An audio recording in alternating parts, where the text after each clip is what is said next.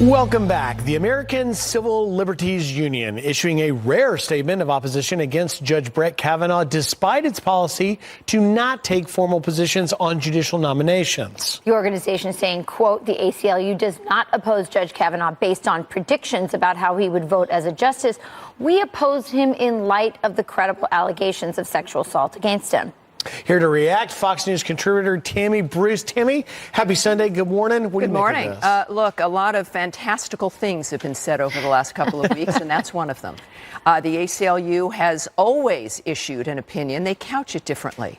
It's not like they've never said anything. They issue reports, right, and reviews. And you can go and look at Judge Gorsuch and ACLU, and you'll see a series of statements. Oh, we're worried. His position on this, in light of that, it's like it's concern to us.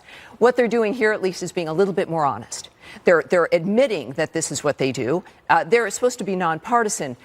Look, this is the other irony of this, to be against this man. The ACLU used to stand for, civil rights, where due process was a part of that, right? Mm-hmm. That you don't prejudge someone, damn it. That you actually take seriously our system. And the fact that you're going to be giving protections to especially the accused. A lot of people who belong to the ACLU think that that still counts. And now they're coming out against a guy because, look, Dr. Ford, clearly I think something happened to her. But there's a lot of people now that are going around saying and behaving as though Judge Kavanaugh should be the receptacle of everyone's anger, of everyone's experiences. Will their members be upset about this? Or are there any civil libertarians left in the ACLU that care? Yeah, look, this is the problem with the left. Not only has the Democratic Party changed, and a lot of decent people have left the party because they don't represent genuine classical liberalism anymore.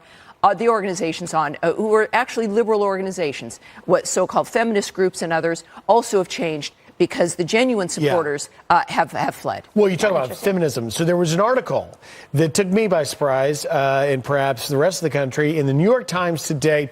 It was an op-ed, and the headline is, "Fury is a political weapon, and women need to wield it." Here's the quote. Brett Kavanaugh bellowed. He snarled. He pouted and wept furiously at the injustice of having his ascendance to power interrupted by accusations of sexual assault. Yeah, how dare he defend himself over being falsely accused about something that is one of the most obscene things that we can do in this society.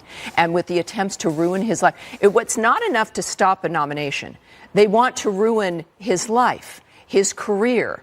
They want him to not be able to coach girls basketball.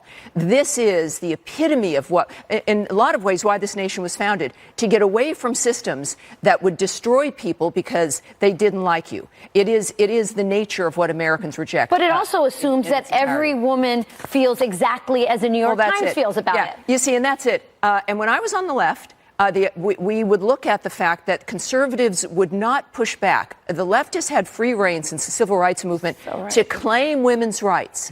And they've had the media to help facilitate that. The fact of the matter is, now, as we live in this era where we can all talk amongst ourselves and not be controlled by just 3 networks, that women are realizing, look, financial independence matters. Being able to own my own business matters. I understand the taxes and the impact on my family, that these are things that matter as well. Economic well-being, and that the Republicans have not been necessarily willing to articulate why the conservative ideal benefits and improves women's lives, and that means we must do it, and that's what we're going to be doing. And due process affects women too, by the way. We have to go more than anyone else in many respects. Well, we shall see if this investigation the FBI is doing should prove that there's no corroborating evidence, if the ACLU or writers like this woman will issue an apology. Tammy, you always clear things up. Don't hold your breath. Thank you. Thanks, Tammy.